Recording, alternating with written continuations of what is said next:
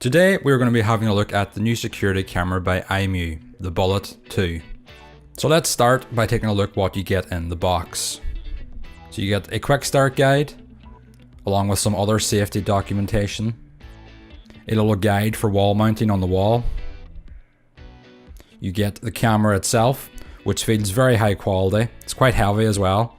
You get the power supply, some waterproof connectors, and finally mounting screws. So the first thing you're going to want to do is download and install the iMu Life app. So this is available on the App Store and the Google Play Store. There's also a handy little QR code in the box and on the guides that you can download this from as well. So you're going to want to make an account and accept any permissions that the app is looking for, as this will be needed to set up the camera. So go ahead and create an account if you don't have one already. You can also log in with Facebook to make it even easier. Then you're going to want to plug the power into the camera with the included cable, and the camera will then go through its boot sequence. So the light will flash red and you're going to want to wait until it starts to flash green. This means it's ready to start setting up.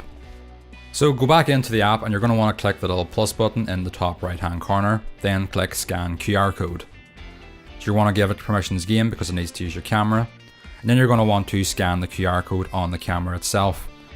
So you might need to turn on the light like I did here to actually get it to scan, but once that's done it'll start setting up. So you're going to want to click next, and then you want to double check that the camera is flashing green, and you can go ahead and click next again. Now the app is going to search for the device and actually connect to its own internal Wi-Fi to be able to set up. So go ahead and click connect when it finds the device.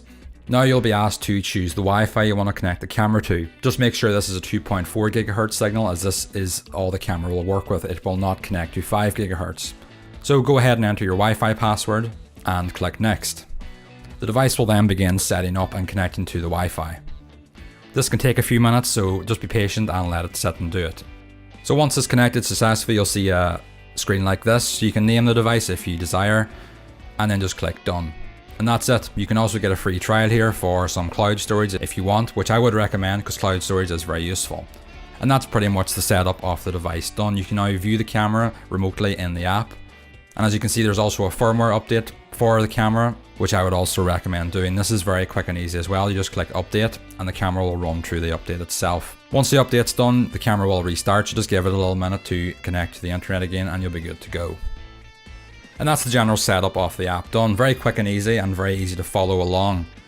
If you do get any problems with the app, then there are a few status codes on the device that you can look at. So these could be a red light, which means the device is booting or it has malfunctioned. A flashing red light, which means the network connection has failed. A green flashing light means it's waiting for the network or to be set up.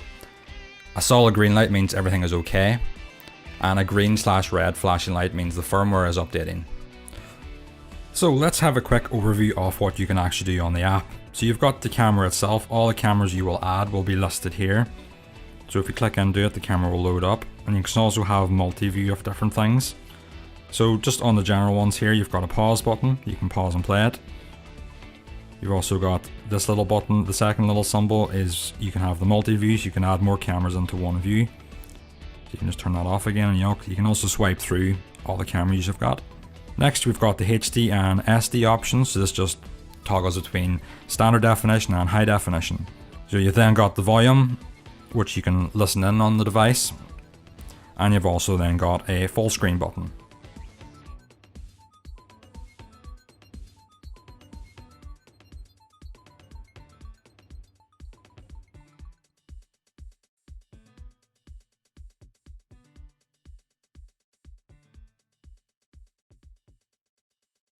Below that is then snapshot, which you can take a picture with, and that just saves to your local files. You can then speak into the camera, which the camera has a built-in microphone, so you could have two-way communication with someone on the other side. You can also record, which will record whatever you're watching right now, and that will also save to your phone. You've then got siren, which I'll play a little clip off because it is very loud. And you've also got spotlight, which turns on a spotlight on the camera.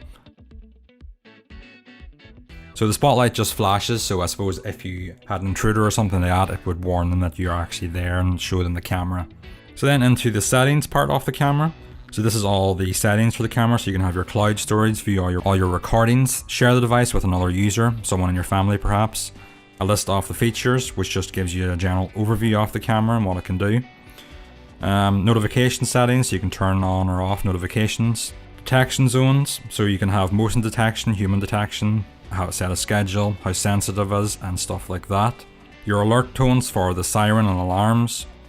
Cloud storage again, which you can link. You can also put an SD card in the device to have local recording.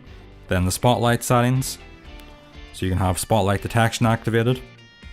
Night vision settings, again if you want the device to record audio or not. Sharing your device again, and then your wireless settings in here, which will just show all your Wi-Fi again, which you can change. Then we get into more, so we've got status light you can turn on or off. Device beeping you can turn on or off. If you want to rotate the device perhaps, you can do that. You can have TLS encryption. You can set the time zone, date format, and then obviously restart device if you're having any problems. And then at the bottom again, you can delete device if you need to. So guys, that's it for this setup video and tutorial of the iMU Bullet 2 camera. So really is an easy device to set up that's packed full of really good features at a low cost. So if you guys would like to check it out, there will be a link in the description. And if you do happen to pick the camera up and you do need any assistance or help, please do drop a comment below, or I'll also put a link to the iMU support service in the description as well. So I hope you guys really enjoyed the video. Leave a like and a comment if you did. Hit the subscribe button if you're new around here, and I'll see you all in the next one.